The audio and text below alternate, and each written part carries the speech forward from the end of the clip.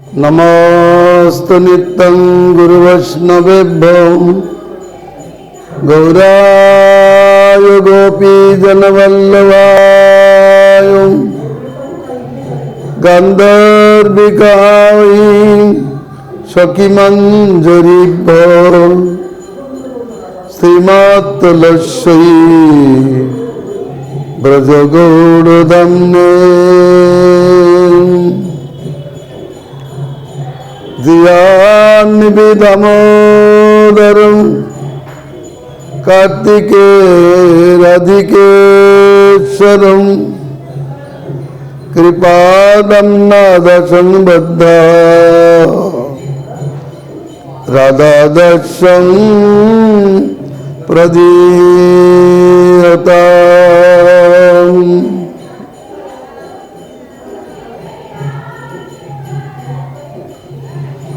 नारायणं नमस्कृत्य नरं चैव नरोत्तमं देवीं सरस्वतीं व्यासं ततो जयमुदीरयेत्। हरे कृष्ण कृष्ण कृष्ण हरे हरे हरे राम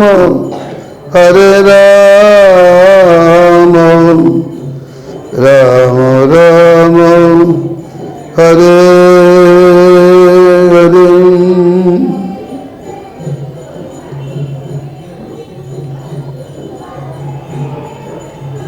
परम विजयते श्री कृष्ण संकीर्तनम श्री श्री कृष्ण चैतन्य चंद्र विजयते तमं।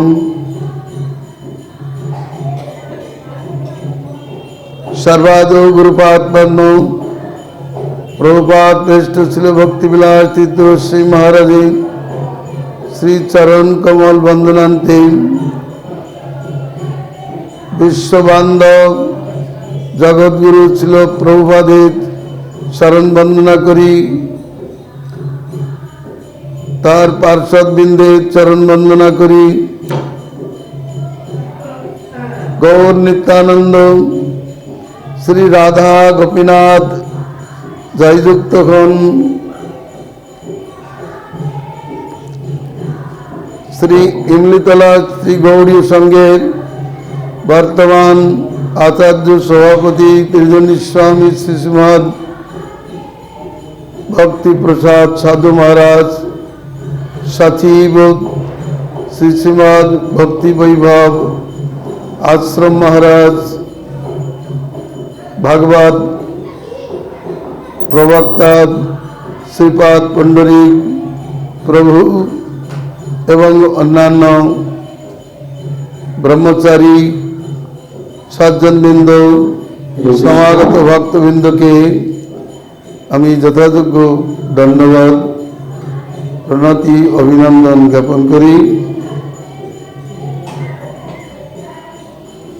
श्रीपाद भक्ति वैभव आश्रम महाराज सौजन्य एमलीतलाय श्री गौर नित्यानंद श्री गोपीनाथेर पदप्रांते बसिया भागवती कथा आलोचनार महा सौभाग्य लाभ হয়েছে।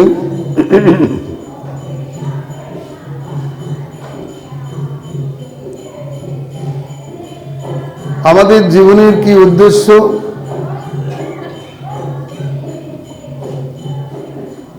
আর এই বৃন্দাবন ধামের সঙ্গে তার কি সম্বন্ধ,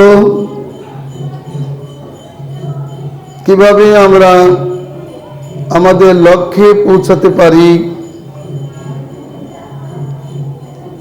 সেই সমস্ত বিষয় আমাদের আলোচ্য।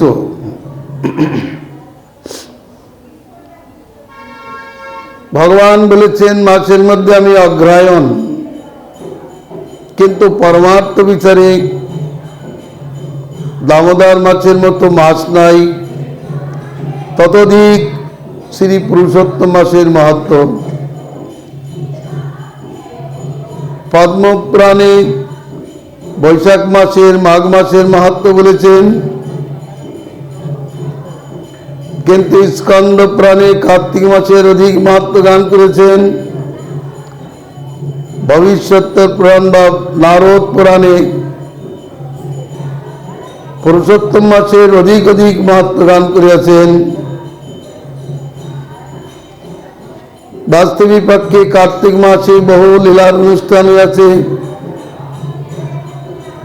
এই কার্তিক মাসে গণ্ডকী নদীর তটে গজেন্দ্র মোক্ষণ লীলা হয়েছিল।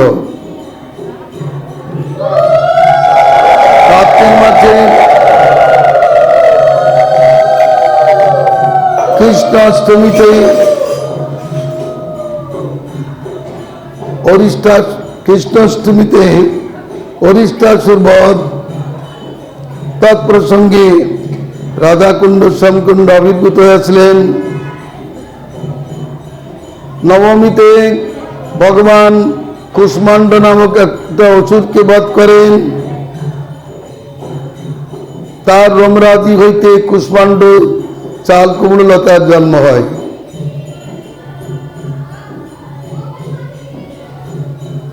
ভগবান শ্রীকৃষ্ণ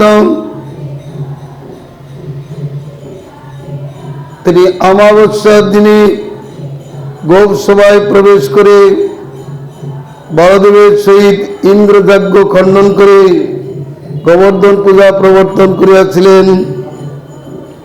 প্রতিপদে গোবর্ধন পূজার অনুষ্ঠান হয়।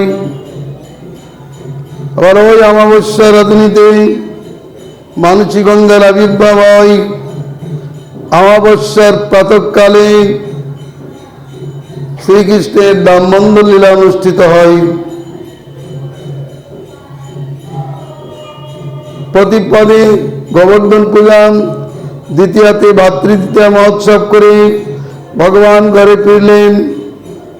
তৃতীয়া থেকে মুসলধারে বর্ষণ আরম্ভ হলে ব্রজবাসীদের রক্ষার জন্য ভগবান তৃতীয়া হইতে নবমী পর্যন্ত গোবর্ধন পর্বত ধারণ করিয়াছিলেন।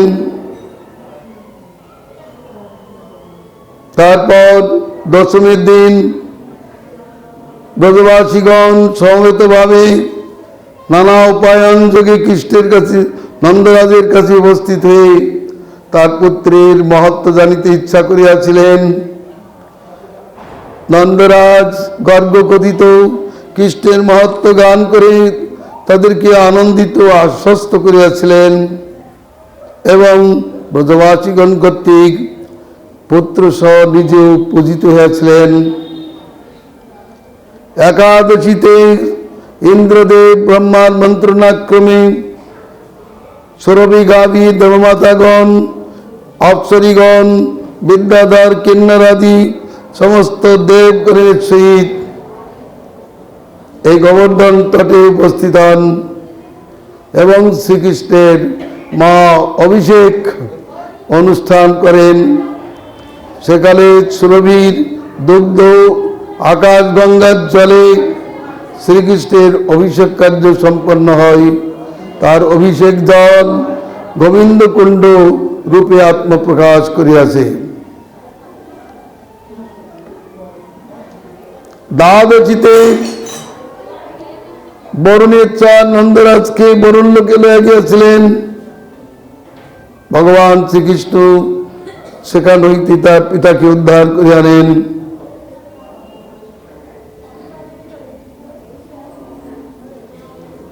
এবং এই কার্তিক মাসে প্রতিপদ দিবসে রাত্রে শিব পার্বতী সহিত দুধ ক্রীড়া আরম্ভ করেছিলেন। ভবানী লক্ষ্মীকে নিমন্ত্রণ করিলে লক্ষ্মী দেবী গাভী রূপ ধারণ করে আসিয়াছিলেন। এই জন্য প্রতিপদে গোপূজার বিধান আছে। এই কার্তিক প্রতিপদেই শ্রী নর্মদা নদীর তটে ভৃগুকচ্ছ সঙ্গকে বলির যজ্ঞে ভগবান বামনদেব উপস্থিত হলে বলিরাজ তাকে ত্রিপাদ ভূমি দিয়াছিলেন এবং তিনি ত্রিবক্রম মূর্তি ধারণ করিয়া ত্রিলোকের আধিপত্য গ্রহণ করিয়া ইন্দ্রকে প্রদান করিয়াছিলেন এবং তাকে স্বর্গীয়গের একমাত্র আকাঙ্ক্ষিত সুতালপুরের রাজত্ব দান করিয়াছিলেন। এই কার্তিক মাসে পূর্ণিমাতে সমস্ত ব্রজবাসীকে কৃষ্ণ অক্রু হ্রদে লয়ে গিয়ে তার নিজ ধাম প্রদর্শন করিয়েছিলেন এবং এই কার্তিক ব্রতের অনুষ্ঠান করিয়াই সত্যভামা কৃষ্ণ প্রিয়তমা হয়েছেন। সত্যভামা এক সময় প্রশ্ন করলেন, হে প্রাণ গোবিন্দ, আমি আপনার এত প্রিয় হইলাম কি রূপে? তদুত্তরে কৃষ্ণ বললেন, তুমি পূর্বজন্মে এক ব্রাহ্মণের কন্যা ছিলে, একই মাত্র কন্যা ছিলে।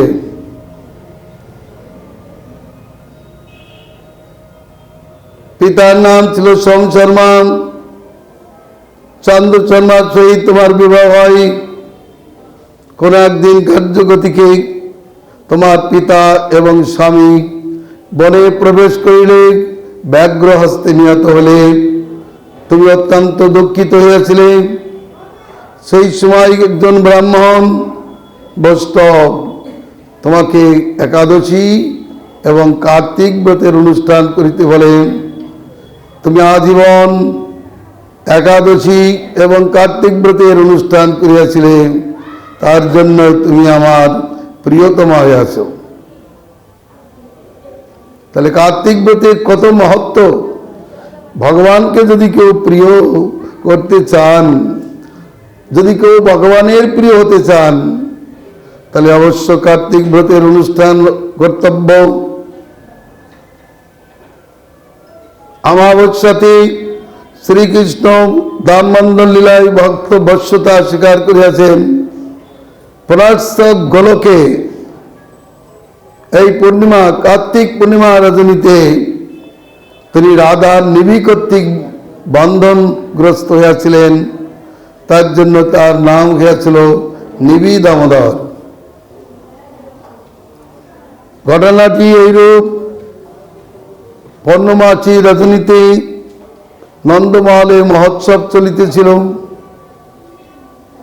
কৃষ্ণ পিতৃবর্গ ভাতৃবর্গের সহিত সমাগতদের সমাদরে ব্যস্ত ছিলেন।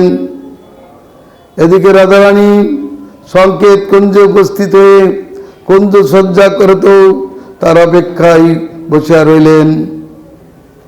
নিশীথ রাত্রে কৃষ্ণ ওই কুঞ্জে উপস্থিত হলে শ্রীমতী রাধারানী তাকে কটাক্ষ ভঙ্গি করে জিজ্ঞাসা করিলেন, তোমার বিলম্বের কারণ কি? এই রাত্রিতে তুমি কোথা হইতে আসিতেছ? পথে কি কোনো বিঘ্ন প্রাপ্ত হয়েছিলে? সংকেত কুঞ্জে যথাসময়ে তুমি আসো নাই কেন? বকিং রজন্না মুচিত রমন্না, তুমি কি এই রজনীতে কোনো রমণীর সঙ্গে বিহার করে আসিতেছ? অথবা বনে বা পথে কোনো বিঘ্ন প্রাপ্ত হয়েছ, তার জন্য কি তোমার বিলম্ব হলো? অথবা সারাদিন গোচারণ করে আলস্যতন্দ্রায় তো তোমার আসতে বিলম্ব হলো না? তুমি সত্য করে বলো, তোমার বিলম্বের কারণ কি? কৃষ্ণ নর্মবাক্যের দ্বারা তিনি পরিহাস করতে লাগলেন। শ্রীমতী রোজভরে তার কোটিবন্ধনী ডরি স্বর্ণবর্ণ রশ্মি সেটা নিয়ে কৃষ্ণের মাথায় সঙ্গে সঙ্গে বেঁধে দিলেন। কৃষ্ণ তারপর সখীদের সমক্ষে তার বিলম্বের কারণ বর্ণন করিলে রাধারানী প্রসন্ন হলেন। কৃষ্ণ বললেন, হে প্রিয়ে, তুমি আমাকে বন্ধন করেছ তোমার নিবি দ্বারা, এই জন্য আমার নাম হবে নিবি দামোদর। কিন্তু এই নামটি এখন প্রকাশিত হবে না। আমি যখন গোকুলে অবতীর্ণ হব, দধিবাণ্ড বন্ধন অপরাধে জননী যখন আমাকে বাঁধবেন, তখন আমার এই দামোদর নাম প্রকাশিত হবে। আমরা দেখতে পাচ্ছি যশোদার দাম বন্ধনে কত প্রয়াস। তিনি নবলক্ষ ধনুর কণ্ঠপাশ সংযুক্ত করিয়াও কৃষ্ণকে বান্ধিতে না পারাই লজ্জিত হয়েছিলেন। কিন্তু মায়ের পরিশ্রম দর্শন করে শ্রীকৃষ্ণ তার বন্ধনকে স্বীকার করিয়াছিলেন। অপরদিকে শ্রীমতী রাধারানীর বন্ধনে কোনো প্রয়াস নেই। অনায়াসে তিনি নিবিধে তার কটিডরি দিয়ে তাকে বেঁধে দিলেন। কেন এ বন্ধনে প্রয়াস হলো না? সে বন্ধনে এত প্রয়াস কেন? তার একটা সুস্থ বিচার আছে।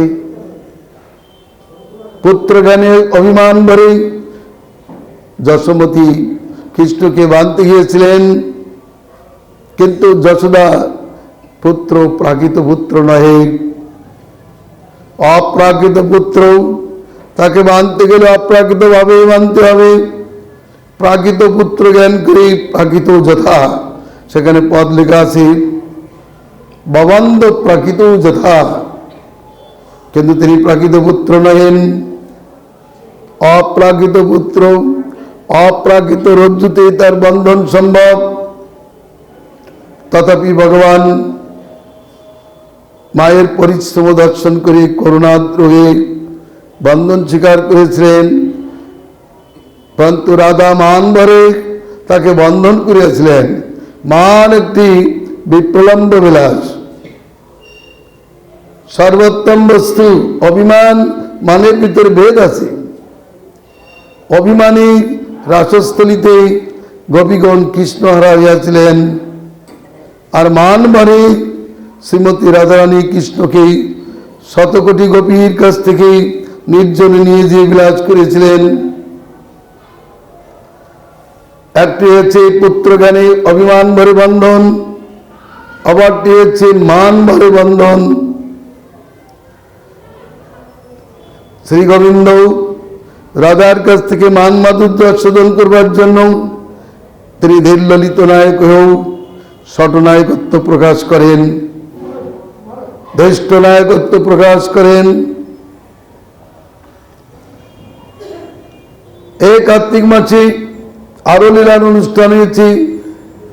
শুক্ল অষ্টমীতে শ্রীকৃষ্ণ গোচারণ লীলা আরম্ভ করেছিলেন। তার ওই তিথি গোপাষ্টমী, গোষ্ঠাষ্টমী নামে প্রসিদ্ধ। আবার এই মাসের পূর্ণিমাতে শঙ্খচূড়কে ভগবান বধ করিয়াছিলেন। অরিষ্টাসুরকে তো বধ করেছেন অষ্টমীতে, আর পূর্ণিমায় বধ করেছেন। শিব পূর্ণিমায় ত্রিপুরাসুরকে বধ করে বিজয়ী হয়েছিলেন। তার জন্য শিবের উদ্দেশ্যে 720টি প্রদীপ প্রজ্বালনের কথা আছে। আবার এই কার্তিক মাসে শ্রীকৃষ্ণ শিব পূজা করাই শিব সন্তুষ্টে তাকে সুদর্শন চক্র দান করেছিলেন এবং মুরলী দিয়েছিলেন। এও পুরাণান্তরে বর্ণিত আছে।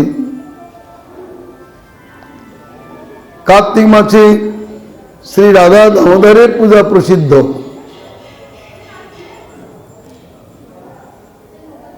এবং এই যে বন্ধন, এই বন্ধন খুলেছিলেন ললিতা সখী। তার জন্য বৃন্দাবনী শ্রীরূপ গোস্বামীপাদ জীব গোস্বামী ঠাকুর প্রতিষ্ঠা করেছেন। পাশে আছে ললিতা সখী, রাধা দামোদর। কেবল দামোদর গৌরীদের আরাধ্য নহেন, কিন্তু রাধা দামোদর মধুর রসের যারা উপাসনা করেন, রাধা দামোদর তাদের আরাধ্য দেবতা। যারা বাৎসল্য রসে উপাসনা করেন, তাদের বালগোপাল দামোদর আরাধ্য দেবতা। কিন্তু যারা সখীভাবে, সখী মঞ্জরী ভাবে মধুর রসে শ্রীকৃষ্ণের উপাসনা করেন তাদের আরাধ্য দেবতা হলেন দেবী দামোদর, রাধা দামোদর। কার্তিক ব্রতের অনুষ্ঠানে শ্রেষ্ঠতা সর্বোপরি গান করেছেন, এই কার্তিক মাসে দীপদানের মাহাত্ম্য অধিক রূপে গান করেছেন। পদ্মপুরাণে বলেছেন, কার্তিক মাসে দুশ্চরিত্র ব্যক্তি আবার একটি দুশ্চরিত্রার সহিত বনের ভিতরে প্রবেশ করল বিহার করিবার জন্য। তারা বিহারের জন্য একটি স্থান খুঁজিতে লাগিল। ঘটনাক্রমে একটি ভগ্ন বিষ্ণু মন্দির প্রাপ্ত হল। সেই বিষ্ণু মন্দিরকে ঝাড় দিয়ে প্রদীপ জ্বেলে সেখানে তারা বাস করল। কালান্তরে তাদের মৃত্যু হলে যমদূতগণ যখন তাদেরকে ধরতে আসলো, বৈকুণ্ঠ থেকে বৈকুণ্ঠ দূত কোন আসিয়া তাদের কাছ থেকে দুইজনকে ছাড়িয়ে নিয়ে দুইজনকে বৈকুণ্ঠ নিয়ে যান। এই কার্তিক মাসে একটা মন্দিরে প্রদীপ প্রজ্বলিত হইতেছিল, প্রদীপ জ্বলিতেছিল। একটা ইঁদুর তেল খেতে যেই না তার মুখ লাগিয়েছে, মুখ গরম হয়ে গেছে, মুখে ঝাড়া মেরেছে, প্রদীপের পলতেটা একটু বেড়ে গেছে, জ্যোতি প্রকাশিত হলো। কালাম তারপর সেই ইঁদুরের মৃত্যু হলো। এক জায়গায় বর্ণিত আছে, সেই ইঁদুর পরবর্তীকালে পরম বস্তু হয়ে জন্মগ্রহণ করে। অপর মাহাত্ম্য বলেছেন, না ইঁদুরটি দেহত্যাগ করিয়া বৈকুণ্ঠ গতি প্রাপ্ত হয়। শাস্ত্রে বলেছেন, যিনি প্রদীপ প্রজ্বালিত করেন আর যে ব্যক্তি সেই প্রদীপকে আরো প্রজ্বলিত হওয়ার জন্য ব্যবস্থা নেন, তারা দুইজনই সমান ফল প্রাপ্ত হয়। তা ভগবত প্রীতি সাধনের জন্য কার্তিক ব্রতের অনুষ্ঠান একান্ত কর্তব্য। ভগবানের প্রীতি লাভ করতে হলে, ভগবানের প্রিয় হতে চাইলে এই কার্তিক ব্রতের অনুষ্ঠান অবশ্য কর্তব্য। শ্রীমতী রাধারানী এই কার্তিক মাসে অষ্টকালে যে সমস্ত লীলার অনুষ্ঠান আদি করেছেন, তার দাস্যে থাকিয়াই এই ভজন রহস্য উদযাপন করা উচিত।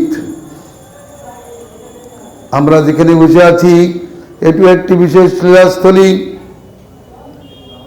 কার্তিকের মহিমা অনেক বর্ণনা করেছেন।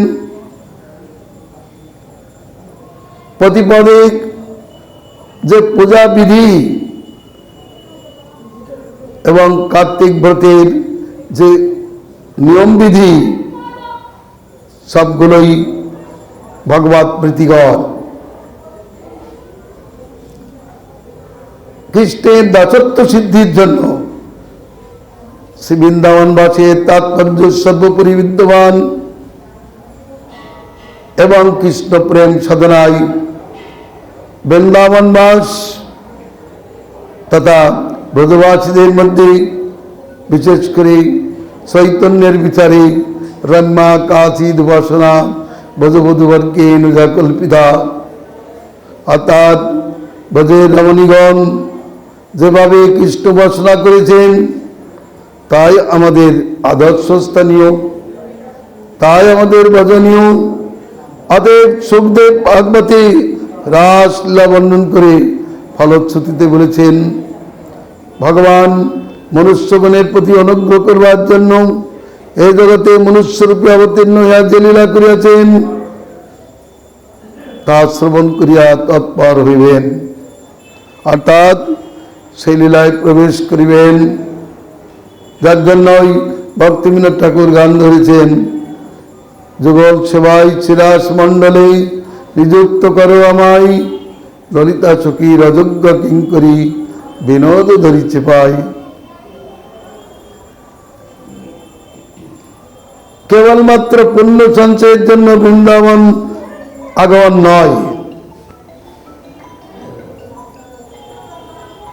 এখান থেকে আমরা একটা উত্তম বস্তু সংগ্রহ করব, কেবল পুণ্য সংগ্রহ করব না, কেবল পাপ প্রক্ষালন করে যমুনাকে অপবিত্র করে যাব না, কিন্তু যমুনাকে যদি পবিত্র করা যায় সে ব্যবস্থা গ্রহণ করা উচিত। এই যমুনাকে পবিত্র করে কারা? সাধুগণ। কারা সাধু? যারা নিরন্তর ভগবত প্রেম সাধন করেন তারাই সাধু, তারাই যমুনার জলকে পবিত্র করেন। কিন্তু অসাধুগণ যমুনা স্নান করে জলকে অপবিত্র করে যান।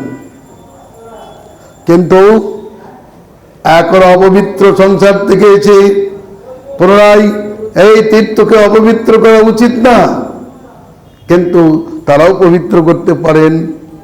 কখন? যদি তারা যেখানেই থাকুন না কেন সেখান থেকে কৃষ্ণ প্রেমের সাধনা করেন। এখান থেকে পুণ্য নিয়ে যাওয়া সেটা বড় কথা নয়, এখান থেকে কৃষ্ণ প্রেম যদি কেউ সংগ্রহ করে নিতে পারেন তাহলেই জীবন ধন্য হবে। না এখানে ভালো খেলনা পাওয়া যায়, ভালো কাপড় চোপড় পাওয়া যায়, সেই জন্য সব বৃন্দাবন থেকে নিয়ে যায়।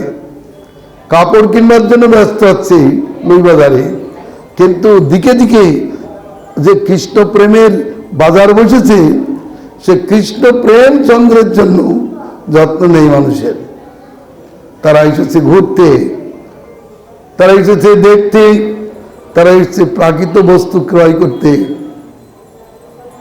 কিন্তু প্রকৃতপক্ষে এই বৃন্দাবনে সব জিনিস আছে। প্রাকৃত বস্তু বিক্রি হচ্ছে প্রাকৃতদের জন্য, অপ্রাকৃত ভাবনা বিশিষ্ট যারা তারা এখান থেকে অপ্রাকৃত ভাব সংগ্রহ করছেন। আমরা যদি ধাম ঘুরে, ধামের ফল কি? তীর্থ ফল, সাধুসঙ্গ, সাধুসঙ্গে ভক্তিরঙ্গ। তীর্থের ফলই আমি সাধুসঙ্গ। আমি বৃন্দাবন ধাম ঘুরে, সাধুসঙ্গে বৃন্দাবন ধাম পরিক্রমা করে বাড়িতে যদি কালী পূজা করি বা অন্য কোনো পূজা করি তাহলে ধাম ঘোরার তাৎপর্য হয় না, সাধুসঙ্গের তাৎপর্য হয় না।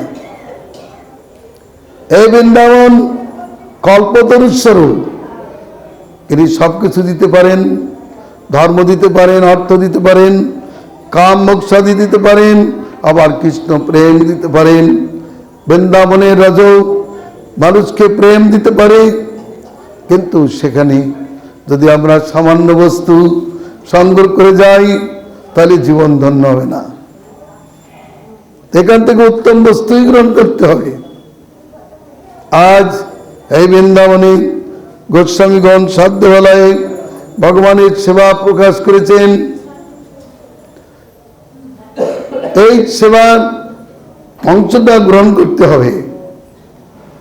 কেবল সোনার তাল গাছ দেখার জন্য ব্যস্ত হলে হবে না। এখানে রত্নের তাল গাছ দিয়ে কৃষ্ণ দাঁড়িয়ে আছেন, বাঁশি বাজাচ্ছেন, সেটাকেও দেখা উচিত। মানুষের সেদিকে দৃষ্টি নাই, সব বিষয় বৈভবের দিকে দৃষ্টি, এটা ঠিক হবে না। বৃন্দাবন ধাম থেকে উত্তম বস্তু গ্রহণ করতে হবে। এই দিকে দিকে বৃন্দাবনের প্রতীক এমন গলি নাই যে গলিতে কৃষ্ণ সেবা হয় না, এমন মার্গ নাই যে মার্গে কৃষ্ণ গমন করে নাই, এমন বৃক্ষ নেই যে বৃক্ষকে কৃষ্ণ স্পর্শ করেনি। তাহলে এটা হচ্ছে কৃষ্ণ লীলার মার্গ, সংসারটি প্রবৃত্তির মার্গ। যেদিকে যাবে সেদিকে প্রবৃত্তি, তার পরিণাম আছে দুঃখ। কিন্তু বৃন্দাবনের মার্গ প্রেমের মার্গ, এক মার্গ আরেকটি প্রেমের মার্গে পৌঁছে দিয়ে বলছে আপনি এই মার্গে চলুন, দেখবেন লীলা দর্শন পাবেন। আপনি এই ইমলিতলার ঘাট থেকে একটু অগ্রসর হলেই দেখতে পাবেন আপনি কি ঘাট? হলো সিঙ্গার ঘাট। সিঙ্গার ঘাট বলে দেবে, আরেকটু অগ্রসর হলে আপনি চিরঘাট দেখতে পারবেন। সেখানে বস্ত্রহরণ লীলার অনুষ্ঠান হয়েছিল। আবার চিরঘাটে গেলে আপনাকে বলে দেবে একটু অগ্রসর হলেই আপনি পাবেন ভ্রমরঘাট। করেন, একটা ভ্রমর তার মুখের পরে বসবার চেষ্টা করছিল, তাকে সরিয়ে দিয়েছিল। সেটা ভ্রমর ঘাট নামে প্রসিদ্ধ। ভ্রমর ঘাট বলে দেবে একটি অগ্রসর হন, এরপরে আপনি পাবেন গোবিন্দঘাট। গোবিন্দঘাট বলে দেবে আরেকটা অগ্রসর হন, কেশিঘাট দর্শন করতে পারবেন। কেশিঘাট বলে দিচ্ছেন যে আপনি আরেকটু অগ্রসর হন, তাহলে ধীর সমীর ঘাটে উপস্থিত হবেন। তার উপরে আছে বংশীবট, যেখানে রাস হয়ে থাকে। আমাদের সমীর বলে হচ্ছে আপনি আরো অগ্রসর হন। এর আগে আছে পানিঘাট, সেখানে হয়েছে নৌকা বিহার। শ্রীকৃষ্ণ কবিগণকে নৌকায় ওপার পার করে দিয়েছেন। তারপরেই যাবেন আদিবদ্রী ঘাট, যে ঘাটে আদিবদ্রী দর্শন করিয়েছেন। সে ঘাট বলে দিচ্ছে আরেকটু অগ্রসর হন, রাজঘাট পাবেন। তাহলে বৃন্দাবনের মার্গ কি না বলছে, তারা সবসময় কৃষ্ণ লীলাস্থলীতে প্রেরণ করছে। কিন্তু প্রবৃত্তি মার্গে, সংসারের প্রত্যেকটি মার্গই মানুষকে প্রবৃত্তির পথে চালিত করছে, প্রবৃত্তির বন্ধনে বন্ধন করে দিচ্ছে। তাই বৃন্দাবনে আসতে হবে সেই প্রবৃত্তির বন্ধন খুলবার জন্য। আমরা যদি প্রবৃত্তির বন্ধন খুলতে ইচ্ছা করি, তাহলে আমাদের বৃন্দাবনে করতে হবে। যদি আমরা প্রেম মার্গে চলি, তাহলে কাম মার্গ আমাদেরকে বন্ধন দিবে না। তবে এটা নিশ্চিত বিষয়, যদি মদন গোপালের দাসত্ব করা যায় তাহলে জীবন ধন্য হবে। আর যদি মদনের দাসত্ব করা হয়, তাহলে জন্ম জন্মান্তরে সংসারে দুঃখ ভোগই করিতে হবে। মদনের দাস দ্বারা তারা প্রবৃত্তি পথে ঘুরছে সংসারে, অবিদ্যা রচিত সংসারে মদনের দাসগুলো ঘুরছে। আর মদন গোপালের দাসগুলো সেই প্রেম মার্গে ঘুরছে। তাদের একমাত্র বাস্তব্য হল বৃন্দাবন। যারা কিনে কৃষ্ণ প্রেমের প্রত্যাশী, তাদের বাস্তব্য বৃন্দাবন। আর যারা কামের প্রত্যাশী, তাদের বাস্তব সংসার। কিন্তু সংসার ভ্রমণে সার্থকতা নাই জীবনে। সংসার ভ্রমণে জীবনের সার্থকতা নাই। সংসার থেকে উঠে কৃষ্ণর সমৃত পানের জন্যই দীক্ষা গ্রহণ, এটা মহাপ্রভু নিজে শিক্ষা দিয়েছেন। সংসারে ডুবে যাওয়ার জন্য নয়, কিন্তু সংসার থেকে উঠে কৃষ্ণর সমৃত পানের জন্য তিনি প্রার্থনা করেছেন গুরুদেবের কাছে, হে গুরুদেব, সংসার সমুদ্র হইতে উদ্ধার মরে এই আমি দেহ সমর্পিলাম তোমারে। কৃষ্ণ পাদ পদ্মের অমৃত রসপান করাও আমারে, আমি চাইয়ে দান। কেন শুভ দৃষ্টি প্রভু করো আমারে, যেন আমি বাঁচি কৃষ্ণ প্রেমের সাগরে।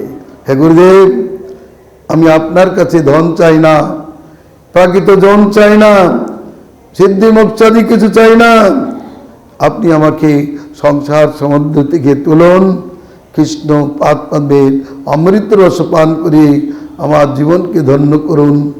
এই জন্যই আপনি আপনার চরণে এসেছি। তাই গুরুর কার্য শরণাগতকে কৃষ্ণ প্রেমের সন্ধান দান, কৃষ্ণ প্রেমের মার্গে পরিচালন। আজ সাধুগণ তারা সংসারী জীবকে বৃন্দাবন আনছে কেন? তাদের বৃন্দাবন ধামে বাসের ফল, বৃন্দাবন ভ্রমণের ফল, বৃন্দাবনীয় আরাধ্য দেবতার কথা শ্রবণ করিয়ে তাদের অশেষ কল্যাণ সাধন করেন। যা জীব অন্যের সঙ্গে হলে হবে না, অন্যত্র লাভ করতে পারে না।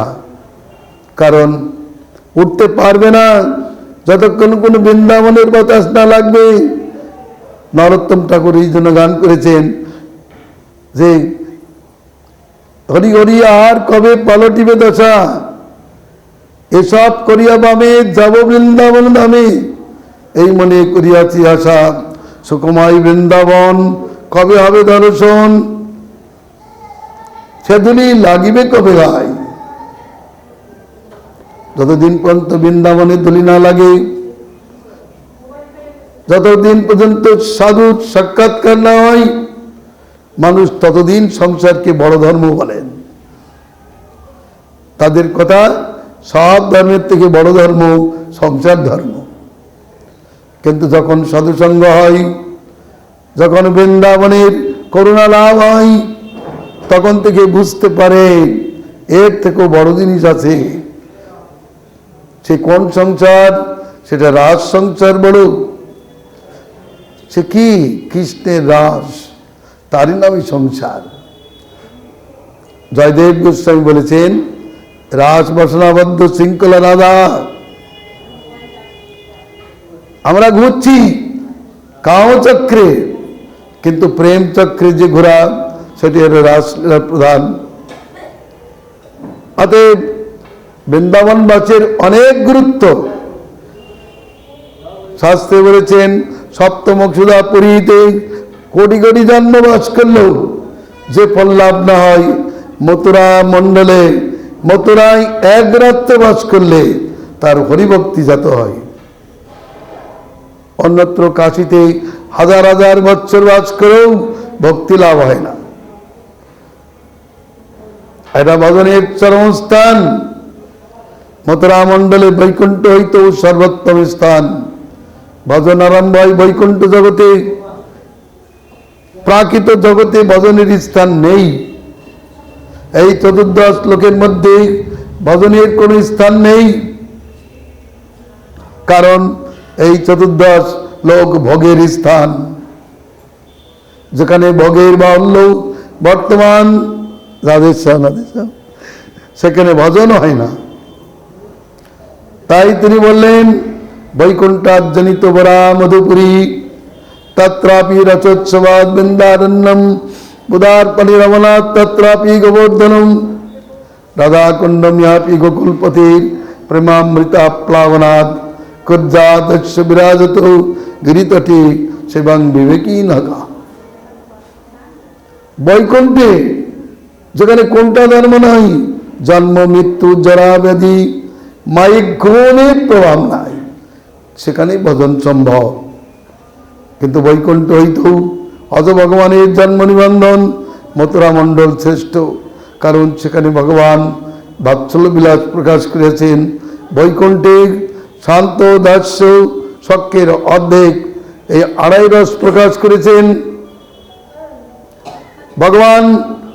সেখানে কেবল আড়াই রসই আসিত হন, কিন্তু তার থেকে অধিক রস বাসনা করে তিনি মথুরা মণ্ডলে জন্ম স্বীকার করেছেন। তার জন্য তিনি বাৎসল্য রস প্রকাশ করেছেন। কিন্তু বাৎসল্য রস অপেক্ষাও মধুর রসের প্রাধান্য দানার্থে তিনি বৃন্দাবনে রাজবিলাস করেছেন। এই জন্য বৃন্দাবন সর্বোত্তম মধুর রসের রাজবিলাস ক্ষেত্র। কিন্তু ওই বৃন্দাবন অপেক্ষাও উদার পানি শ্রীকৃষ্ণের। উদার পানি কেন? যিনি গোবর্ধন পর্বত ধারণ করে সমস্ত ব্রজবাসীগণকে রক্ষা করিয়াছেন, তিনি উদার পানি। যার পানিতে, যার বাহুতে উদারতা আছে, দয়া আছে, কারুণ্য আছে, তিনি হলেন উদার পানি।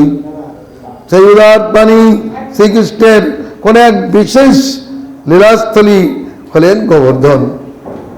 গোবর্ধন কুঞ্জ, যেখানে শতকোটি গোপীকে বঞ্চনা করে শ্রীকৃষ্ণ রাধার সহিত গোপনে বিহার করেছেন।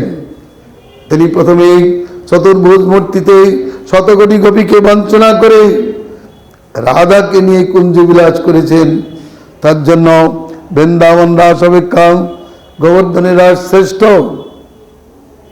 আবার সেখানেও শ্রীমতী রাধারানী সর্বতভাবে সুখী হতে পারলেন না, কারণ সেখানে সুখে থাকার ব্যবস্থা ছিল না। এই জন্য তিনি রাধাকুণ্ডে, যেখানে প্রেমের আপ্লাবন হয়, সেখানে স্বাধীনভাবে কৃষ্ণকে নিয়ে বিহার করেন। রাত্রে তিনি স্বাধীনভাবে বিহার করবার ব্যবস্থা পারেন না, কারণ বৃন্দাবনে অতটুকু বিহার বাহুল্য হয় না। পরন্তু মধ্যাহ্নকালে শ্রীমতী রাধারানী গোবিন্দকে নিয়ে নিজ সখীবৃন্দ সহ তাকে শ্যামরস মধুপান করিয়ে থাকেন। সেটি সর্বোত্তম ভজন ক্ষেত্র। কুঞ্জে থাকবে কে? রাধা কুণ্ডে বাস করবে কে? রাধার কুঞ্জে যারা পাল্যদাসী হয়ে সেবা করবে, এইরূপ ভাবনা পোষণ করেন, তারাই থাকবে রাধা কুণ্ডে। বৃন্দাবনে বাস করবে কারা? ব্যবসায়ীরা? না, বৃন্দাবনে বাস করবে যারা রাসের সেবা করবার অভিলাষী, কৃষ্ণের প্রতি রতি প্রাপ্ত হয়েছে যারা, তারাই বৃন্দাবন বাসের অধিকারী। রাধা গোবিন্দের সেবার জন্য বৃন্দাবন বাস। জাগতিক কোন সুবিধা আদায় করবার জন্য বৃন্দাবন বাস নয়। এখানে রাম সীতা বা অন্য কোনো অবতারের ভজন করবার জন্য বৃন্দাবন বাস নয়।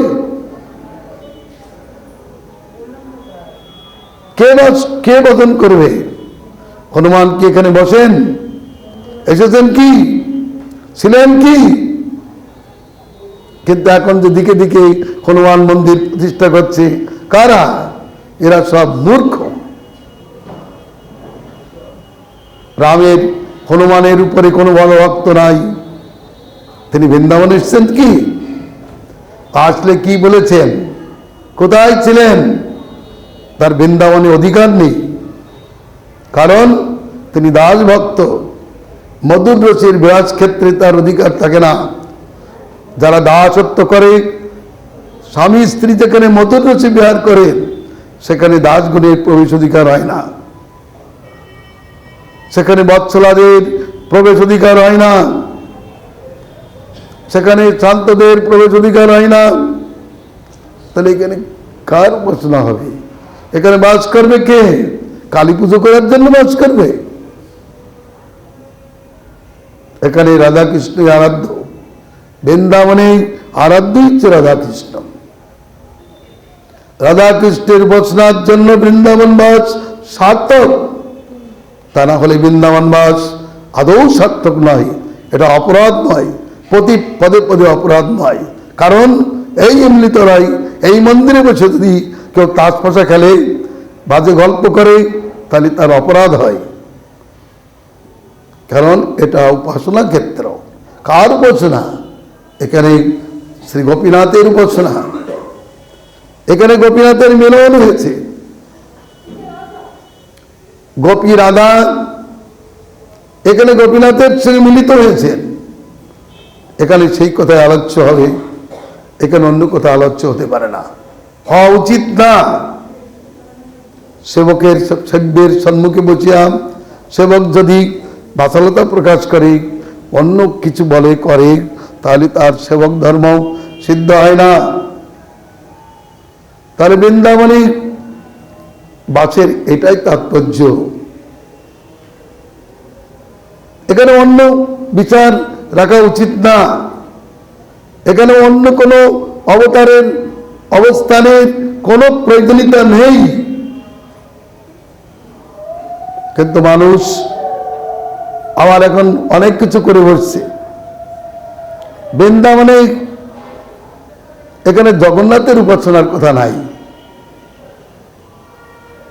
বৃন্দাবনে শ্যাম সুন্দর আরাধ্য দেবতা। কে পছন্দ করবে? শ্রীমতী রাধারানী কি পছন্দ করেন? যদি কোনো সাধ্বী রমণীর প্রতি কুষ্ঠ রোগে বা কোনো কারণে মুখ বাঁকিয়ে যায়, সেটা কি তার পছন্দসই ব্যাপার? বা অন্য কিছু হয়, সেটা তার পছন্দসই ব্যাপার না। সে চাই তার প্রতিদেবতা সস্বরূপে অবস্থান করেন। এখানে জগন্নাথ, বলরাম, সুভদ্রা এখানে আসলেও, রথযাত্রা করে আসলেও বুঝতে হবে কৃষ্ণ ভাই বোনকে ছেড়ে দিয়ে তিনি গোপনে কুঞ্জে রাধাদি গোপীদের সহিত বিহার করেছেন। সেই ভাব নিতে হবে। কিন্তু কারা? যারা সখী মন্দিরী ভাবে ভজন করবেন, তারা কোনোদিন ওদের উপাসনায় স্বস্তি লাভ করতে পারবেন না।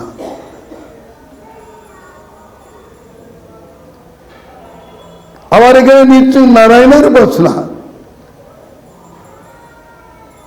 ইচ্ছা মতো একটা নারায়ণ উপাসনা করে দিল। এখানে বৈকুণ্ঠ প্রকাশ করার পর্যন্ত কি ভগবান শ্রীকৃষ্ণ যে লীলাভরে কিছু দেখিয়েছেন সেটা মধুজ্জময়। সেখানকার কনলক্ষ্মী কৃষ্ণ, হ্যাঁ, স্বেচ্ছাই লীলা প্রকাশ করেছেন কৃষ্ণ। সেখানে কে হয়েছেন স্বেচ্ছায়ী? কৃষ্ণ। কৃষ্ণ স্বয়ং স্বেচ্ছায়ী হয়েছেন, রাধারানী স্বয়ং লক্ষ্মী রূপে তার পদসম্বহন করেছেন। এখানে নারায়ণ লীলা করেছেন কে? কৃষ্ণ। 3 জায়গায় নারায়ণ ভাব দেখেছেন। তিনি ছোট্টকালে বৎসচরণ লীলায় ষষ্ঠী করাই নারায়ণ লীলা করেছিলেন। তিনি নারায়ণ হয়েছিলেন। শ্রীদাম হয়েছিলেন গরুড়। শ্রীদামের পিঠে 12 দিন তিনি বিহার করেছিলেন। আবার বৎস হরণ লীলায় ভগবান শ্রীকৃষ্ণ নারায়ণ ব্রহ্মাকে দেখিয়েছিলেন। অপরদিকে গোপীগণকে বঞ্চিত করবার জন্য কৌতুক পরত রাজস্থলী হইতে ঢুকিয়ে যে গোবর্ধন কুঞ্জে কৃষ্ণ নারায়ণ রূপ ধারণ করেছিলেন। কিন্তু কৃষ্ণ অন্য কোনো নারায়ণ না, বৈকুণ্ঠের নারায়ণ না। আবার স্বেচ্ছায়ীতে রাধারানীর প্রার্থনায়, চকিদের প্রার্থনায় শ্রীকৃষ্ণ নারায়ণ রূপ প্রকাশ করেছিলেন। ঘটনা আপনারা জানেন কিনা জানি না, একটু জেনে রাখুন।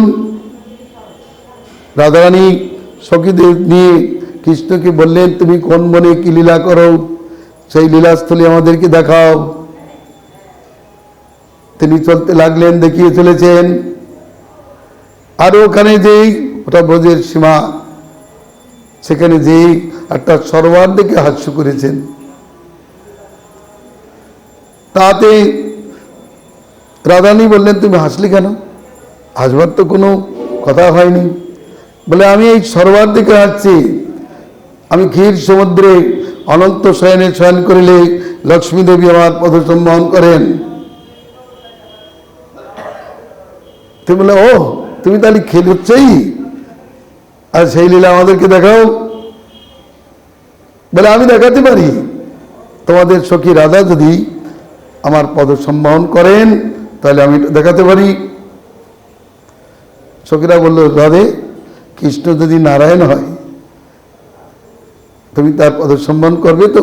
বলে, না না না, আমি তো নারায়ণ প্রিয়া নই, আমি তো শ্যামপ্রিয়া। সখীগণ বললেন, দেখো আমরা গোয়ালিনী, গুটিয়ে দিতে দিতেই জীবন যায়। কবে সাধন করব, ভজন করব, আর ক্ষীর সমুদ্রেতে সেই লীলা দর্শন করব। কৃষ্ণ যদি এখানে দেখান তা তুমি একটু অনুকূল হও। সখী প্রণয়িত বসা রাধারানী সখীগণ, তারা খুবই মধুর চরিত্রা। রাধারানী তাদের বসে থাকেন। অগত্য তিনি স্বীকার করলেন। কৃষ্ণ স্মরণ মাত্রই অনন্তনাগ সেখানে উপস্থিত হল।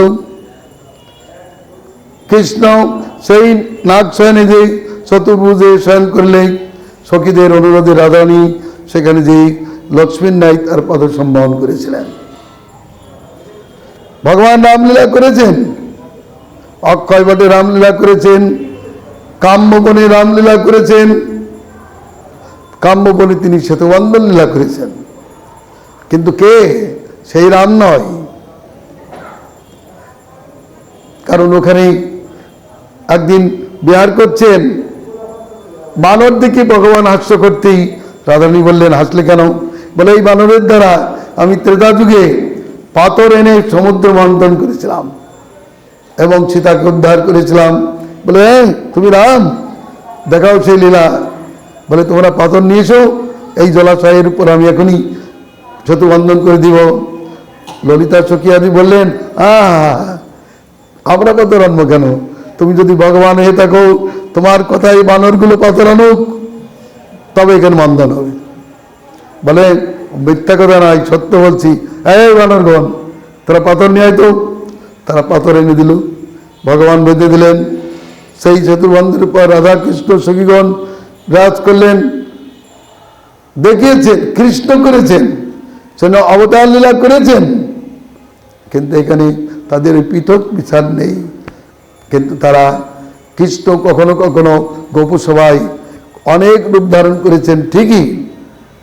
আমার বক্তব্য, এখানে বাস করি আমরা, কি অমৃতটা পান করব না অন্য কিছু পান করব?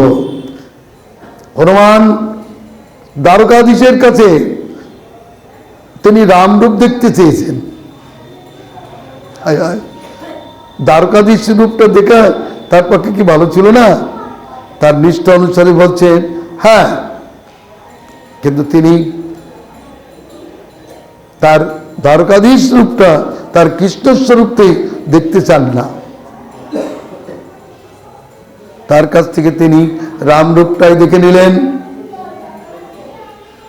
এটা কেমন হলো? এই বৃন্দাবনে এই যে যদি বলে আমি রাম রূপ দেখবো, তোমার দেখাবেন, কিন্তু সেটা কি তার বাস্তব বিষয়? তার আসল রূপটা কি দেখবে না? রাম পর্যন্ত যদি কৃষ্ণ রূপ দেখার জন্য পাগল হয়, তাহলে হনুমান কেন পাগল হবে না? দ্বারকাধীশ যদি কৃষ্ণের রূপ দেখার জন্য গোপী রূপ ধারণ করে, তাহলে মহিষীগণ কেন বৃন্দাবনের প্রশংসা করবে না? নারায়ণ যদি কৃষ্ণের রূপে আকৃষ্ট হন, তাহলে লক্ষ্মী কেন আকৃষ্ট হবে না? লক্ষ্মী তো আকৃষ্ট হয়েছেনই। কি রূপ দেখেছেন? গোপকুমার, আমরা দেখব গোপকুমারের রূপ চরিত্র। গোপকুমার যখন বৈকুণ্ঠে গেছেন, তখন তিনি বৈকুণ্ঠনাথকে সখা বলে আলিঙ্গন করতে গেলেই বৈকুণ্ঠের সেবকগণ তাকে নিষেধ করলো, এই কোথার থেকে এসছো, হাত জোড় করো, নমস্কার করো। এ কি? তার মনে দুঃখ হলো। নারায়ণ তাকে গোপনে ডেকে তাকে মদন গোপাল রূপ দেখালেন, বলেন এই রূপটা এখানে দেখতে পারবে না, তুমি গোলক বৃন্দাবনে চলে যাও, বৃন্দাবনে গেলে নিত্যকাল দেখতে পারবে। বলুন, গোপকুমারের ভক্তিতে সন্তুষ্ট হয়ে নারায়ণ তাকে গোবিন্দ রূপ দেখালেন, যে রূপটা সর্বোত্তম প্রেমভাজন রূপ। আমি নিষ্ঠাকে প্রশংসা করি, কিন্তু সর্বোত্তম বস্তুকে অবহেলা করাকে আমি পছন্দ করতে পারি না। সর্বোত্তম বস্তুকে অবহেলা করা পছন্দ করি না, কারণ রাম পর্যন্ত কৃষ্ণ রূপে আকৃষ্ট। তার প্রমাণ এই গৌরলীলায় সমস্ত অবতার গণেশে তারা কৃষ্ণের মাধুর্য আস্বাদন করেছেন, কৃষ্ণ প্রেম রস আস্বাদন করেছেন। তাহলে বৃন্দাবনবাসীর তাৎপর্যটা এই, এখানে যে সর্বোত্তম প্রেম বিলাস হচ্ছে, সেইটি আমাদের আস্বাদ্য সেব্য বস্তু। যদি রসান্তর থাকে থাকবে, আমি সেটাকে তার উপর হস্তক্ষেপ করি না, কিন্তু এখানে এই রসের প্রাধান্য, এখানে সে অন্য রসের বিলাস ভাবনা করা উচিত হবে না। এই জন্য ভগবান প্রসন্ন হন। আমার নিবেদন, আমরা গোবিন্দের সঙ্গে সম্বন্ধিত হন। দীক্ষা হরিনাম গ্রহণ করেও অনেকে গোবিন্দের সঙ্গে সম্বন্ধ নেই। অনেকে ওই একটা রেডিমেড সম্বন্ধ করে রেখেছে, কৃষ্ণ প্রভু, আমরা দাস। না, পূজ্যপাদ বনমহারাজ বলেছেন, কৃষ্ণ গোপীনাথ, কৃষ্ণ রাধানাথ, কৃষ্ণ গোপেশ, তাতে তোমার কি আসে যায়? কৃষ্ণ তোমার কি হয় সেইটা আগে তুমি ঠিক করো। কৃষ্ণকে তুমি আপন করে নাও, তুমি তার সঙ্গে একটা সম্বন্ধ স্থাপন করো। শ্রীমান মহাপ্রভু কত কবিতা শুনেছিলেন, কিন্তু তাদের কাছে তিনি বিকৃত হন নাই। পরন্তু গুণরাজ খানের একটা পদ শ্রবণ করে তিনি উদ্দণ্ড নৃত্য করে বলেছিলেন, আমি এই গুণরাজের বংশের কাছে বিকৃত হয়ে গেলাম, কারণ তার একটা পদ আছে প্রেমময়। কি সেই পদ? তিনি বলেছেন, একভাবে বন্ধ জড়ি দুই হাত, শ্রীনন্দ নন্দন মোর প্রাণনাথ। এতেই মহাপুরুষ সন্তুষ্ট। সাধারণ একটা বাংলা পয়ার শ্রীনন্দনন্দন মোর প্রাণনাথ, এটাই প্রেমময়। তাহলে ভগবানকে আপন করে জানতে হবে। ভক্তি মানেই মমতা, অনন্য মমতা বিষ্ণু মমতা প্রেম সঙ্গতা ভক্তির ইত্যুচ্যতে ভীষ্ম প্রহ্লাদোদ্ধব নারদই। প্রহ্লাদোদ্ধবাদী মহাজনগণ বলেছেন বিষ্ণুর প্রতি অনন্য মমতাই ভক্তি। এটা যদি না হয় তাহলে ভক্তি হবে না। ভক্তি অলঙ্কার করলেই ভক্তি হবে না, ভগবানের প্রতি মমতা থাকা দরকার। মমতার লক্ষণ কি? মমতার লক্ষণ আমার প্রভু, আমার প্রাণপতি, আমার পুত্র, আমার বন্ধু। এই চার প্রকারের সম্বন্ধ বৃন্দাবনী বর্তমান। অতএব চার প্রকারের একটা সম্বন্ধ অবশ্যই স্বীকার্য। যাদের গোবিন্দের সঙ্গে সম্বন্ধ নেই তাদের গোবিন্দ ভক্তিটা ব্যবসায়ীদের সঙ্গে যেমন সম্বন্ধ তেমন, তারা আদান প্রদান করতে থাকে। ব্যবসায়ীদের একটা যোগানদারি ভিত্তি। প্রভুপাদ বলেছেন যাদের কৃষ্ণের সঙ্গে নিত্য সম্বন্ধ নেই তারা কৃষ্ণকে যোগানদার হিসেবে স্বীকার করে। কৃষ্ণ কারো যোগানদার নয়, তিনি ঐকান্তিক ভক্তের যোগক্ষেম বহন করেন সত্য। বক্তব্য বিষয় এই যে ভগবানের সঙ্গে সম্বন্ধ করুন, ভগবানকে জানুন। চৈতন্যদেব দীক্ষা নিয়ে তিনি বললেন কামর প্রাণনাথ মরিলে বদন কা যাও কা পাও প্রচন্ডনন্দন কামর প্রাণনাথ। এটা যদি না বলা যায় তাহলে সম্বন্ধ স্থাপন হয় নাই।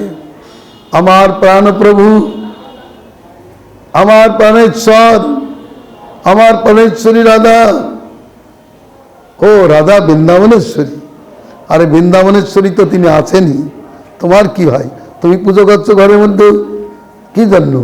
তার সঙ্গে একটা সম্বন্ধ করো। তুমি বলতে শেখো মধীশ্বরী রাধা, স্বর্ণগৌরী, নীলাম্বরী, বৃন্দারণ্য মহেশ্বরী, কৃষ্ণ প্রিয়তমে রাধে মধীশ্বরী নমস্তুতে। এটা বলতে শিখো।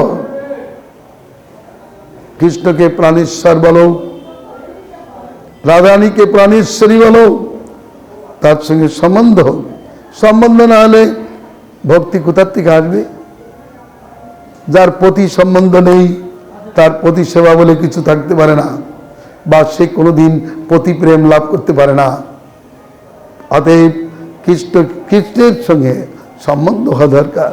এই বৃন্দাবন ধামে এসে সাধুমুখী হরিকথা শুনে যদি কৃষ্ণের প্রতি মমতা হয়, যদি কৃষ্ণকে আমার বলে মনে হয়, তাহলে বৃন্দাবন বাস, বৃন্দাবন ভ্রমণ, বৃন্দাবনের কথা শ্রবণ সার্থক, অন্যতা হতে পারে না। বাবা, এটা পাগলের মতো কিছু বললাম, যদি ভালো লাগে তা গ্রহণ করবেন, আর ভালো না লাগলে ছেড়ে দিবেন। এবার আশ্রম মহারাজ ভগবত কথা পরিবেশন করবেন।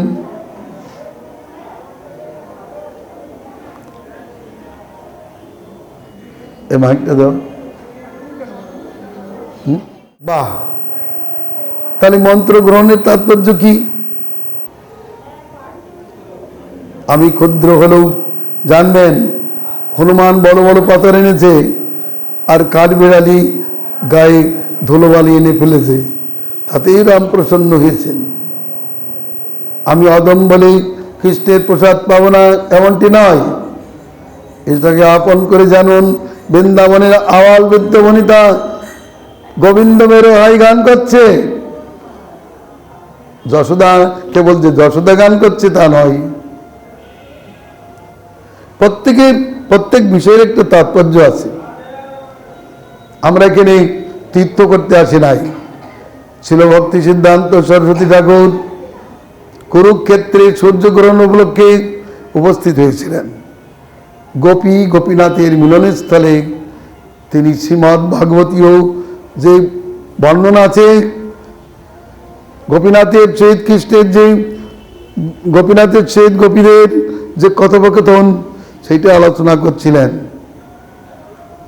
কিছু শিষ্য তারা স্নান করবার জন্য ছটফট করছিলেন, যে সময় চলে যাচ্ছে, সূর্যগ্রহণের সময় স্নান করলে অধিক পুণ্য লাভ হয়। প্রভুপাদ বলেন, বসো,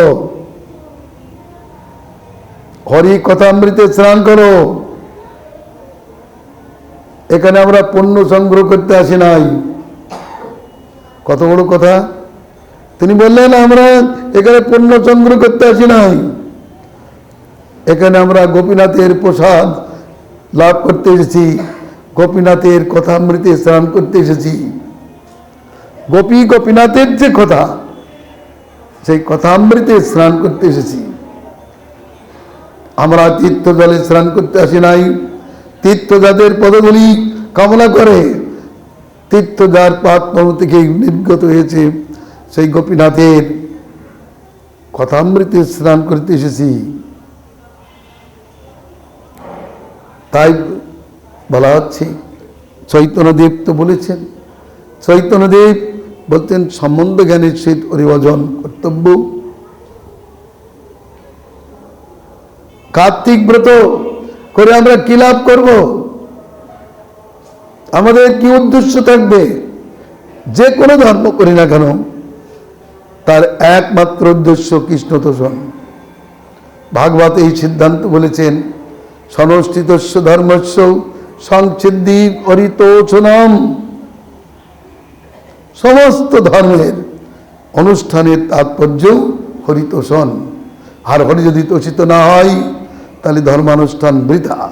তাও বলেছেন, ধর্ম অনুষ্ঠিত পুংসাং বিশ্বক্সেন কথা সুজা যদি নৎপদে ত্রতিং শ্রময়ে বই কেবলম।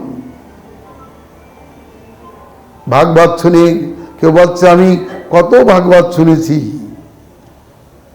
ভাগবত শুনুন আর যা কিছু করুন, যদি কৃষ্ণের রতি না হয়, কৃষ্ণ কথায় রতি না হয়, বৃন্দাবন ঘুরুন আর যত ধর্মের অনুষ্ঠান করুন না কেন, যদি হরিকথায় রতি না হয়, তাহলে সেই ধর্মানুষ্ঠানগুলি ব্যর্থ হয়ে যায়।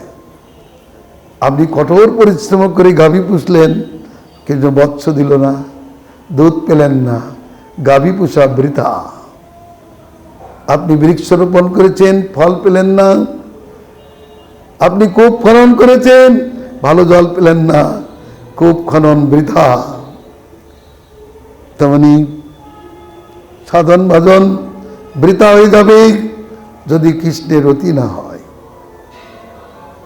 কৃষ্ণ রতি সাধ্য।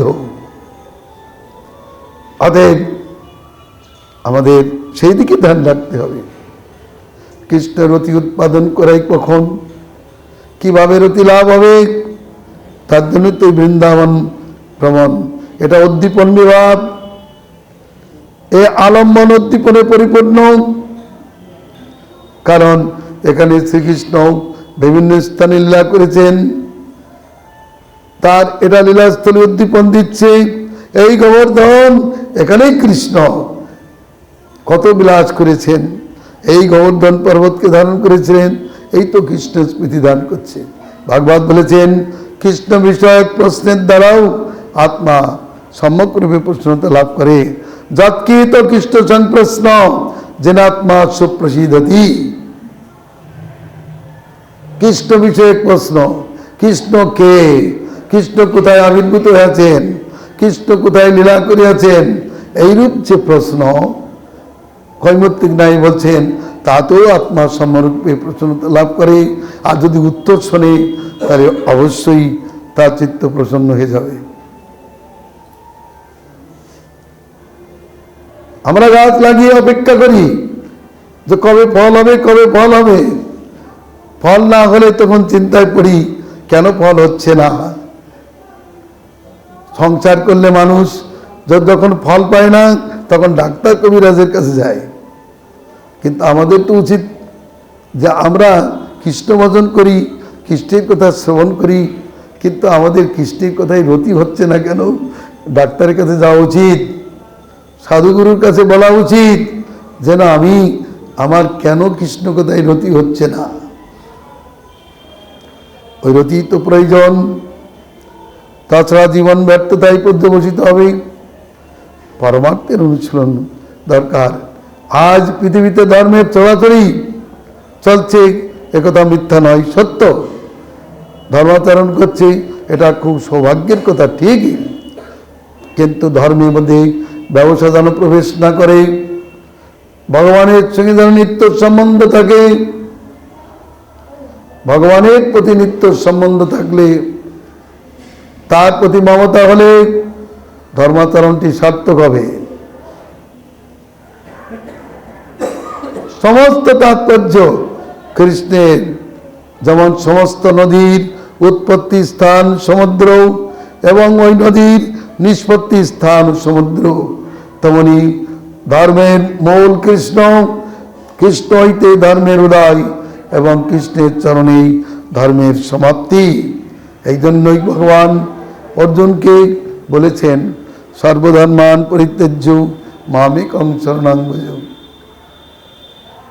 কারণ তুমি ধর্মের অনুষ্ঠান করতে যে মাথা ব্যথা প্রাপ্ত হচ্ছ, কোন ধর্ম করবে কোন ধর্ম না করবে, বলেন সবগুলি আপাতত ছেড়ে দিয়ে সমস্ত ধর্মের নিষ্পত্তি একমাত্র আমাতে প্রপত্তি হইতেই হইয়া থাকে।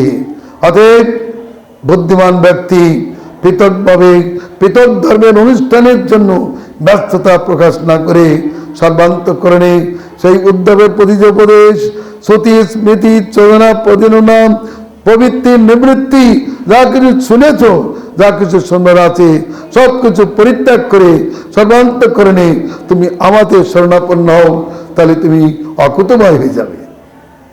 একাদশ স্কন্ধে পদগুলো শুনে দেখবেন। গীতায় যেমন বলেছেন, ভাগবতেও তেমনি উদ্ধবকে বলেছেন। তার উদ্দেশ্য কি? তাকে সর্বোত্তম স্থানে নিয়ে যাওয়ার জন্য বলেছেন। কৃষ্ণ কোথাও বেদের তাৎপর্য বলেছেন আমি কৃষ্ণ। অনেকে বলতে পারেন চৈতন্যদেব ইনি কৃষ্ণের ভক্ত, সবসময় কৃষ্ণ কৃষ্ণই বলেন, কেন রাম নৃসিংহের কথা বলেন না কেন? তো বলবে কি? কৃষ্ণ কি বলেছেন বলুন? বেদের তাৎপর্য কৃষ্ণই নির্ণয় করেছেন। তিনি বলেছেন, বেদ বচনগুলি আমাকে বিধান করে, আমাকে অভিধান করে, মায়া নিরাশপূর্বক আমাকে স্থাপনা করে। আমি বেদের অর্থ জানি, আমি বেদের একমাত্র বেদ্য বস্তু। বলুন, বাসুদেব পরাবিধান। আর কি বলবে? তাহলে কি তাৎপর্য? আপনি কাকে চান? একজন ব্যক্তি ভালো অভিনয় করেন, তিনি বহুরূপ ধারণ করে অভিনয় করেন, কিন্তু তার স্ত্রী, তার পতি, তার পুত্র, তারা কাকে চাই? সেই অভিনীত রূপগুলোকে চাই না তার নিজস্ব রূপকে চাই? বলুন। কোন একজন ব্যক্তি, তার নাম শ্যাম, তিনি বড় অভিনয় করেন, কত অভিনয় করেন, তার স্ত্রী কোন রূপটা চাই? অভিনীত রূপটা চাই না অভিনয় যে করে সেই তার রূপটা চাই? তার প্রীতিবালক রূপটা কোথায়? তার রূপে, তার সঙ্গে, তার কাছেই থাকে। অভিনীত রূপের সঙ্গে তার সম্বন্ধ নাই। তেমনি মনে রাখতে হবে, কৃষ্ণ যখন বলছেন তোমরা সব কিছু পরিত্যাগ করে আমাদের শরণাপন্ন হও, সেটাই হল বুদ্ধিমত্তার পরিচয়। সংসারে ভাগ্যবান সেই কৃষ্ণের কথাই যিনি সমস্ত উঠা বসা করেন। করিষ্যে বচনান্তব, যিনি বলেছেন তিনি শিষ্য, যিনি বলতে পারেন না তিনি শিষ্য নহেন। কৃষ্ণের এই বাক্যে যে সাড়া দিতে পারে সেই প্রকৃত শিষ্য।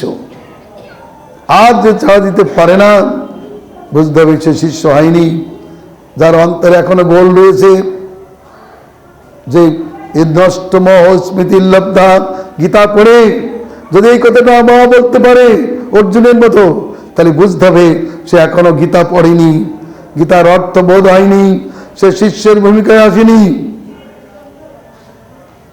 প্রবর্তী সকলেই করবে, হ্যাঁ আমি প্রপন্ন হলাম, ঠিকই। তার উত্তর ভাষা কি শিষ্যের? উত্তর ভাষা হলো নষ্ট মোহ স্মৃতির লব্ধাম তৎপ্রসাদান মাচ্যুত স্থিতস্মি গত সন্দেহ করিষ্যে বচনান্তব। শিষ্যের উত্তর কথা অনেক কিছু শ্রবণের পর তার বক্তব্যে, যে গুরুদেব, হে প্রভু, আমার মোহ বিহত হয়েছে, আমি স্বরূপের স্মৃতি লাভ করেছি, তুমি আমাকে যা করতে বলবে আমি তাই করব। কৃষ্ণ বললেন, তাহলে সর্বধর্মান পরিত্যাজ্য মামেকং শরণাঙ্গজ করিষ্য বচনন্ত মারবি রাখবি জয় ইচ্ছা তোহারা নিত্য দাস পতি তোধিকার মানস দেহ যো কিছু মোর অর্পিণী তোয়া পদে নন্দ কিশোর সম্পদে বিপদে জীবনে মরণে দায় মম গেলা তোয়া ও পদ মরণে মারবি রাখবি যো ইচ্ছা তোহারা নিত্য দাসপতি তোয়া অধিকারা। এটা হচ্ছে শরণাগতের ভাষা। শরণাগতের আরেকটি ভাষা, কৃষ্ণে শরণাপন্ন হয়েছে তারই ভাষায় এই আত্মনিবেদন তোয়া পদে করি, হইনু পরম সুখী, দুঃখ দূরে গেল, চিন্তা না রহিল, চৌদিকে আনন্দ দেখি। অশোক অভয় অমৃত আধার তোমার চরণদয়, তাতে এখন বিশ্রাম লভিয়া ছাড়িনু ভাবের ভয়। এটা শরণাগতের লক্ষণ, আত্মনিবেদিতার, আত্মনিবেদনকারীর ভাষা। আমাদের এটা ভাব উচিত। এই ভাব ওই শরণাগতিতে বলেছেন, জানক জননী দয়িত তনায়ু প্রভু গুরুপতি তহু সর্বময় ভকতি বিনোদ কয়ে শুনো কান রাধা নাথ তহু আমার প্রাণ। গীতা পড়ে কি শিখছে? গীতা পড়ে কার পূজা করছে? গীতা পড়ে কার পূজা করা উচিত? গীতার আরাধ্য দেবতা কে? একমাত্র কৃষ্ণ। একং শাস্ত্রং দেবকী পুত্র গীতম এক দেব দেবকী পুত্র এবং এক ধর্মস্তস্য নামানি জানি কর্মাপ্যেকং তস্য দেবস্য সেবা। দেবকীনন্দন শ্রীকৃষ্ণ যে শাস্ত্র বলেছেন সেটাই প্রকৃত শাস্ত্র। দেবকীনন্দনই সমস্ত শাস্ত্রের প্রতিপাদ্য দেবতা। তার গুণকীর্তনই ধর্ম, তার সেবাই প্রকৃত কর্ম। কে আরাধ্য? কিন্তু গীতা পড়ে তো অনেক অনেক প্রকার আরাধনা করতে আরম্ভ করেছে। আবার গীতা পড়ে যারা কতকগুলো লোক আছে, গাঁজা খাওয়ার লোক, তারা এদিকে দুধ পানও করে গাঁজাও খায়। কিছু লোক আছে তারা গীতাও পড়ে আবার চণ্ডীও পড়ে। তারা দেখলো না ওটাও তো পড়তে হবে, ওটা আমার দিদিমার বই, এতে তো গুরুদেব দিয়েছে গীতা পড়তে, আমার দিদিমা গুরু দিয়েছেন চণ্ডী পাঠ করতে, সেটাও পড়লো। তার মানে কোনো ধর্মের মতি নেই, এখনো বোধ হয়নি গীতা পড়েছে কার পূজা করছে, কোথায় চরণাপন্ন হলো। গীতা পড়ে যদি কৃষ্ণে ভক্তি না হয়, কৃষ্ণকে যদি সর্বসর্বনাথ না হয়, কৃষ্ণ ভক্তি কইলে সর্ব ধর্মকৃত হয়, এই বোধটুকু যদি না হয়, তাহলে বুঝতে হবে গীতা ভাগবত পড়া ঠিক হয়নি। উত্তম বিষয়, ভগবানের তাৎপর্যটা নিতে হবে। আমরা কি করব?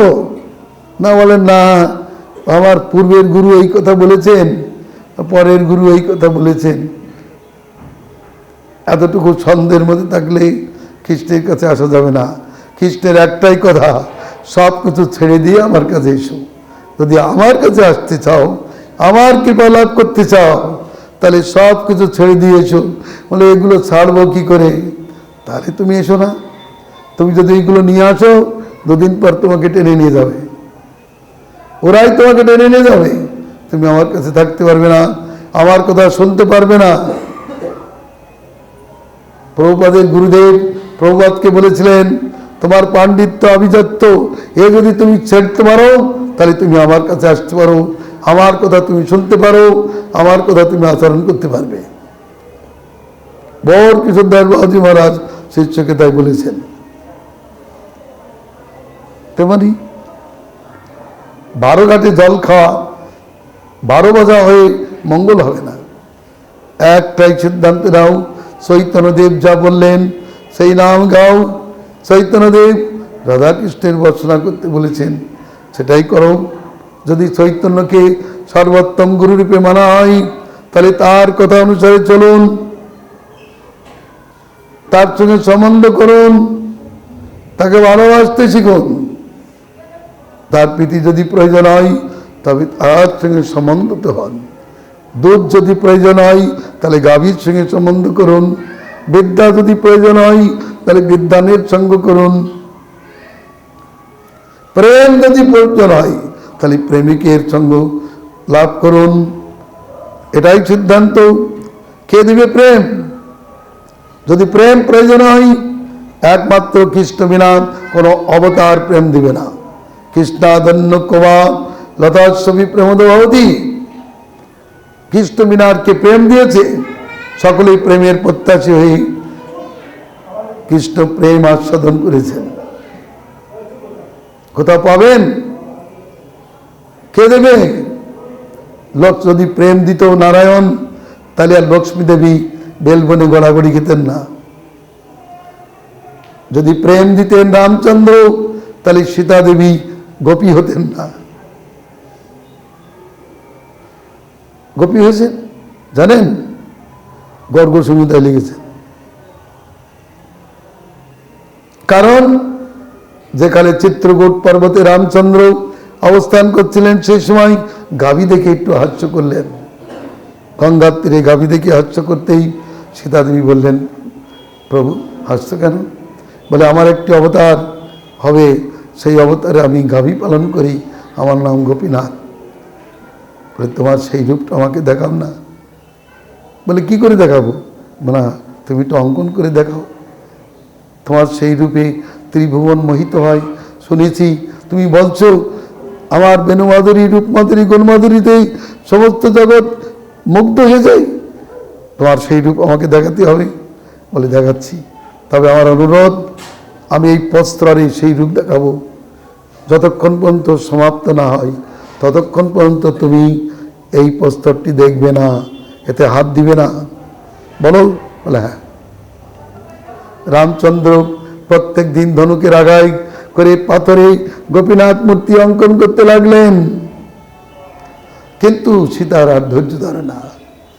একদিন রামচন্দ্র যখন স্নান করতে গেলেন, এই অবসরে সীতা অধৈর্য হয়ে সেই আবরণটা খুলে মূর্তিটা দেখেই কি মধুর মূর্তি বলে তার গায়ে হাত দিতেই তার প্রাণ প্রতিষ্ঠা হয়ে গেল। রামচন্দ্র যথারীতি এসে ভজনাদি করে আবার যখন সেই পাথর খোদাই করতে গেলেন, ধনুকের আগা লাগতেই রক্ত গলগল করে পড়তে লাগলো। বলেন, সীতে, প্রভু তুমি এই মূর্তিকে হাত দিয়েছ? প্রভু অপরাধ ক্ষমা করবেন, আমি আর ধৈর্য ধরতে পারিনি, এই মূর্তি আমি হাত দিয়েছি। বলে, প্রাণ প্রতিষ্ঠা হয়ে গেছে, আর এর খোদায় অংশ থাকবে না। এরা কি মধুর মূর্তি! ওই মূর্তি দেখে তিনি মুগ্ধ হয়েছেন এবং তার সেবার জন্য তিনি আবার যজ্ঞ সীতা গোপী একটা পদ আছে, তারা হয়েছেন।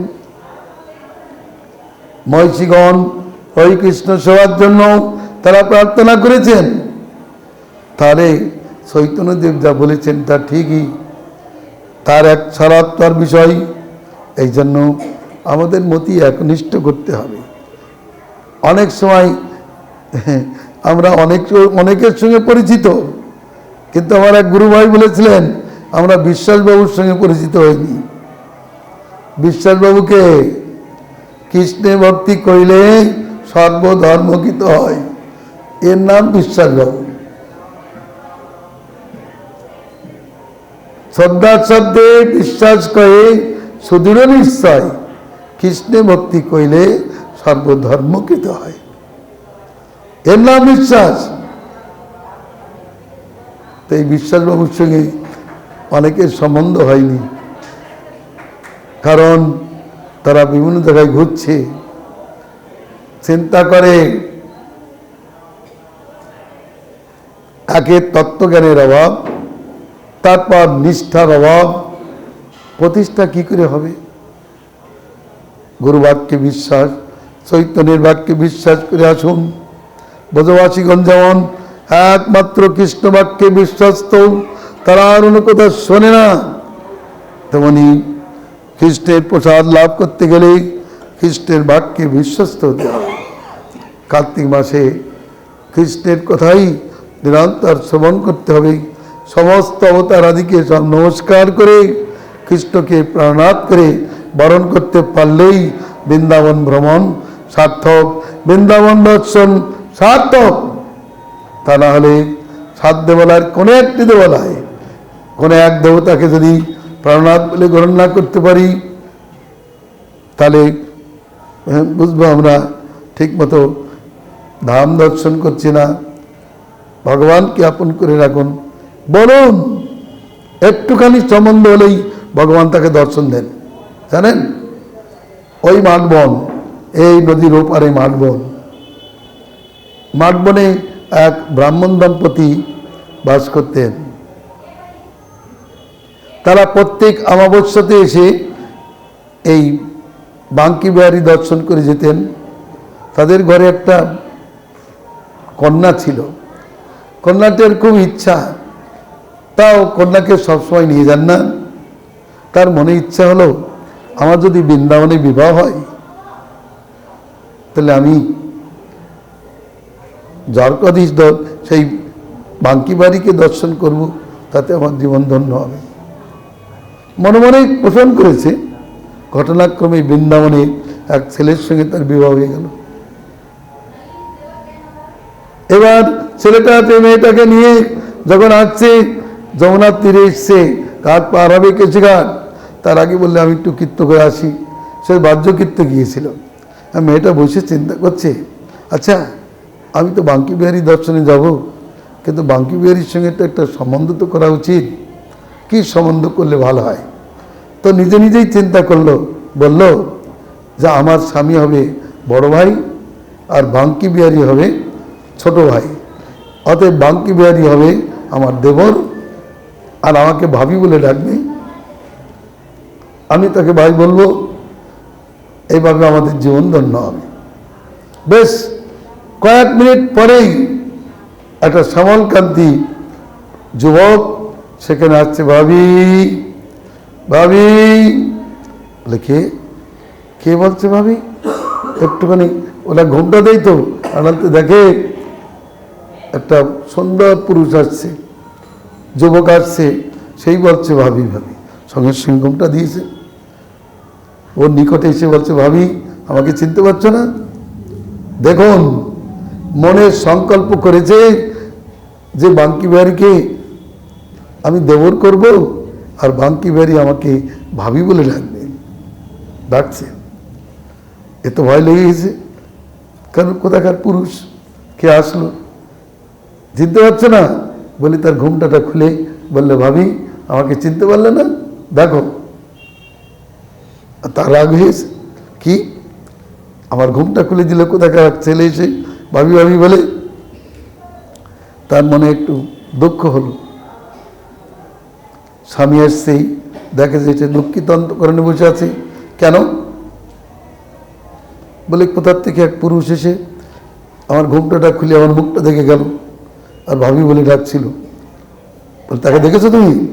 হ্যাঁ দেখেছি। কোথাও যদি বৃন্দাবনে দেখা হয় আমাকে বলে দেবে, আমি তাকে উপযুক্ত শাস্তি দিয়ে দেবো। ভালো, তার স্ত্রীকে নিয়ে আসলো। এবার তার ইতি বাঙ্কি বাড়ি দর্শনে গিয়েছেন। বাঙ্কি মানে ঝাঁকি দর্শন, স্ত্রীকে আগে দিয়েছে আর সেই ব্যক্তি আছে পিছনে। ঝাঁকি খুলতেই বাঙ্কি বাড়িকে দেখে বলছে, এই সেই পুরুষ, এই সেই পুরুষ আমার ঘোমটা খুলে আমার মুখ দেখেছিল। ও তো এসে তাকে আলিঙ্গন করে বলছে, তোমার জীবন তো ধন্য হয়ে গেছে। আরে বাঙ্কি বিহারী তোমাকে ভাবি বলে ডেকেছে, বলো তো কি ঘটনা? বলে, না আমি একটু ইচ্ছা করেছিলাম যে আমি তো বাঙ্কি বিহারী যাবো, তার দর্শন করব, কিন্তু তার সঙ্গে একটা সম্বন্ধ হলে ভালো হয়। তা আমি সম্বন্ধ পাতিয়েছিলাম, যে বাঙ্কি বাড়ি আমার দেবর হবে, আমার স্বামী হবে বড় ভাই, বাঙ্কি বাড়ি আমাকে ভাবি বলে ডাকবে আর আমিও তাকে ভাই বলে ডাকবো, আমার জীবন ধন্য হবে। সত্যিই তোমার জীবন ধন্য হয়েছে। তাহলে দেখুন, একটু সংকল্প করেছিলাম, ভগবান তার আশাটা পূর্ণ করেছেন। আমরাও যদি এরকম সংকল্প করতে পারি তাহলে গোবিন্দ নিশ্চয় আমাদেরও আশা পূর্ণ করবেন। নিতাই গৌর প্রেমানন্দে। হরি হরি বল।